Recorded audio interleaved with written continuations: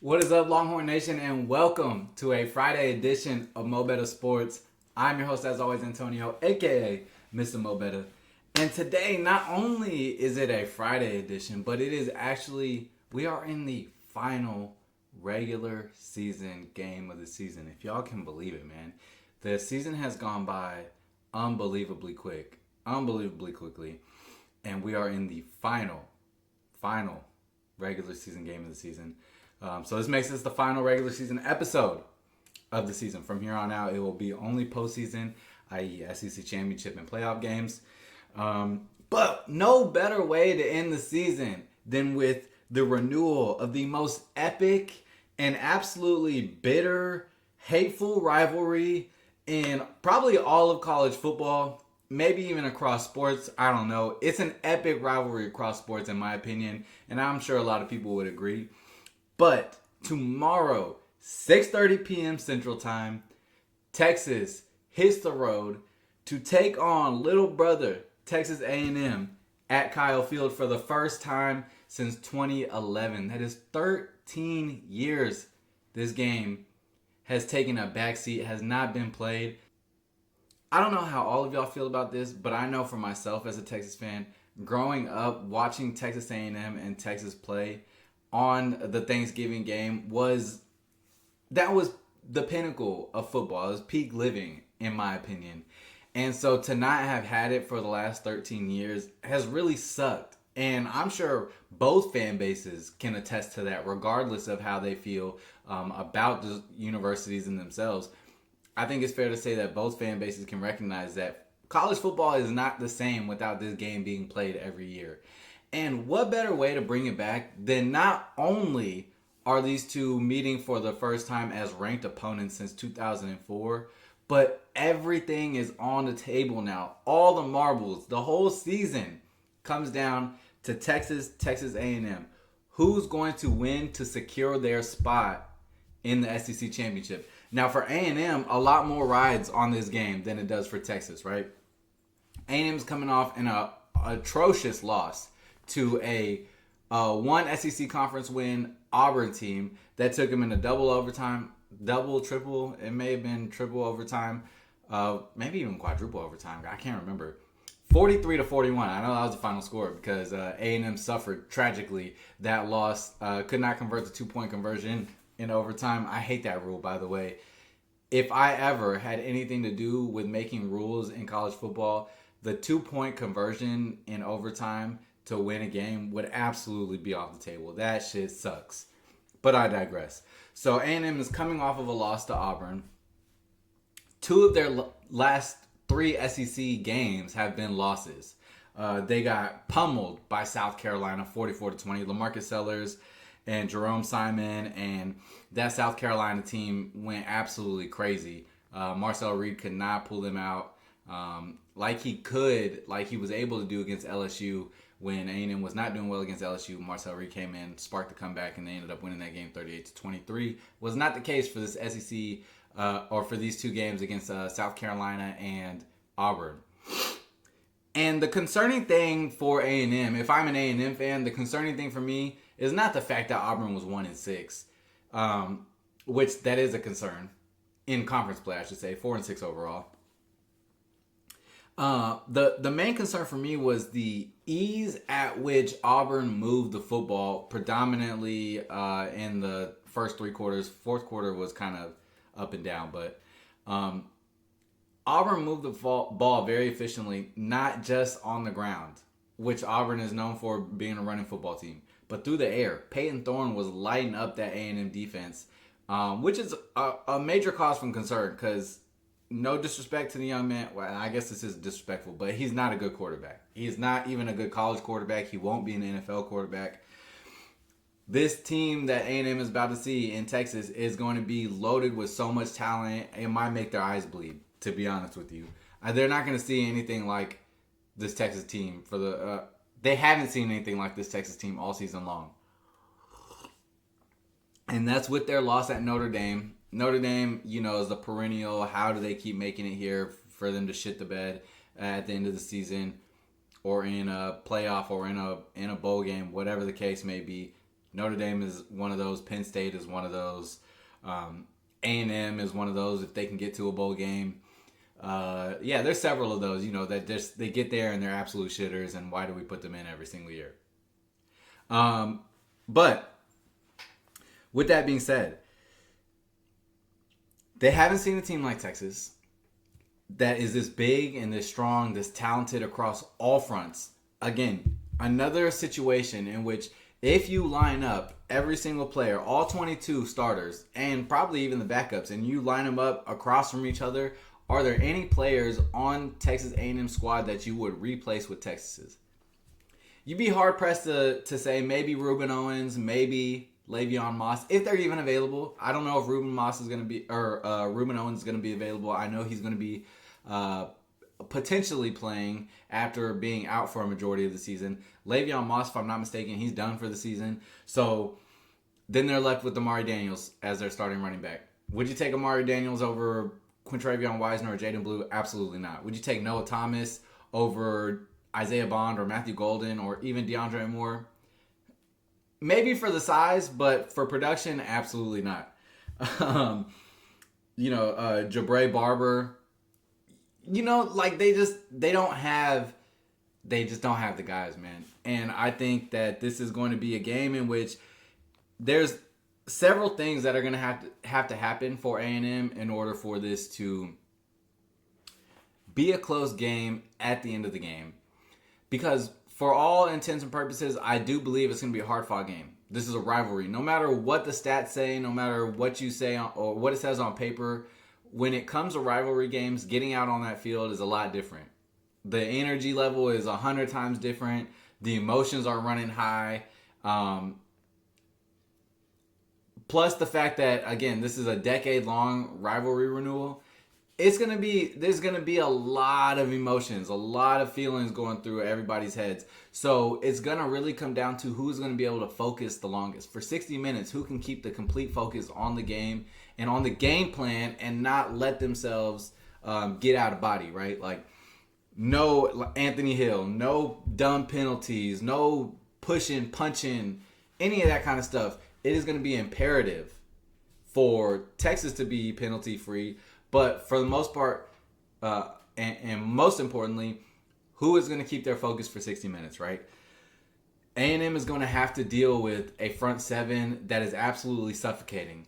This defense does not allow explosive plays. They're number one in the country in allowing explosive plays. They've allowed less than, I think, like 20 for the season, 20-25, something like that. They did give up 6 against Kentucky in the second half with Garrett Boley at quarterback, but that happens. It's football, right? And I'm not saying that I don't expect explosive plays to happen, because I very well could see them happen.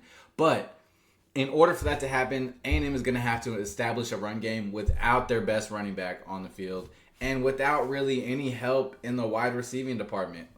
Noah Thomas is a good target. Jabray Barber is okay.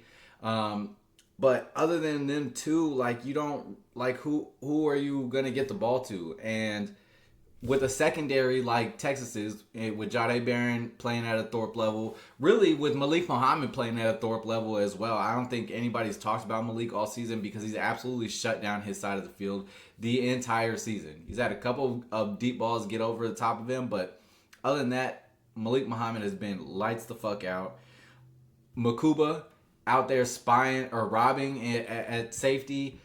He's played insane. He's played out of his mind. So I just don't see, if A&M can't get a run game established, I don't see how they're going to make this a close game, quite frankly. Marcel Reed is a great athlete at quarterback. I'll give him that. And he can make some really good throws. He's got a great future ahead of him, but he is still a freshman. You can fully expect in this game that PK and that defense are going to get absolutely wicked. You're probably going to, I would not be surprised to see some really exotic looks from PK and Nance. I would not be surprised to see some exotic looks, some safety blitzes, some corner blitzes, some stunts up front. You've got to play with the mind of a young redshirt freshman quarterback. And as good of as an athlete Marcel Reed is, he has not had enough experience against this level of talent on defense. And not only that, but how highly intelligent all of these players are defensively. They understand what is trying to be done. They understand the game plan, and they understand what they're trying to take away on a down by down basis. Right? That's one of the things that makes them so effective. They have a knack for the football, all of them. Trey Moore, Baron Sorrell, Colin Simmons, Vernon Broughton, Alfred Collins, Anthony Hill. Like, there's just such an overwhelming amount of talent and skill on that defensive side of the ball. I find it's going to be very hard for Marcel Reed as the game gets further and further into it. He might have some success early, and I think that, they're going to dial something up. They're going to dial things up offensively. They're going to have to. A&M is going to have to throw everything in the kitchen sink at Texas if they're going to want to win this game. Because going just straight up, trying to just out-football them is not going to happen. They're not going to out-football Texas. They're going to have to out-scheme us. They're going to have to catch them on their heels a little bit, get them off balance, and see if they can take advantage of a secondary that has been otherwise completely suffocating all season long. And they're going to have to get by a pass rush. They're going to have to stay ahead of the sticks because the pass rush that is going to be coming at Marcel Reed with Trey Moore and Baron Sorrell off the edge, with Colin Simmons, with Anthony Hill, it is not going to be easy for that A&M offensive line to stand up and give Marcel Reed a comfortable pocket, right? It's not going to be easy by any means. A&M's O-line is going to have to play out of their minds. They're going to have to play the best football that they played all season long. They are prone to giving up sacks. They're prone to giving up pressure. They're not very good in executing in the run game. So as long as our defense can play very disciplined, I think that they're going to have a really good game against this talented but not very explosive offense. I know they have explosive playmaking abilities, but I wouldn't call them an explosive offense. They're very mid-level. And the defense is very mid-level. They have a talented front. Their secondary gets torn apart. I expect Quinn to have a good game so long as he's healthy. Now, we know that Quinn hurt his ankle in the Kentucky game, and he was limping badly, very badly in that second half, which led to us needing to run the ball 15 straight times, taking off 8.5 minutes off the clock, right?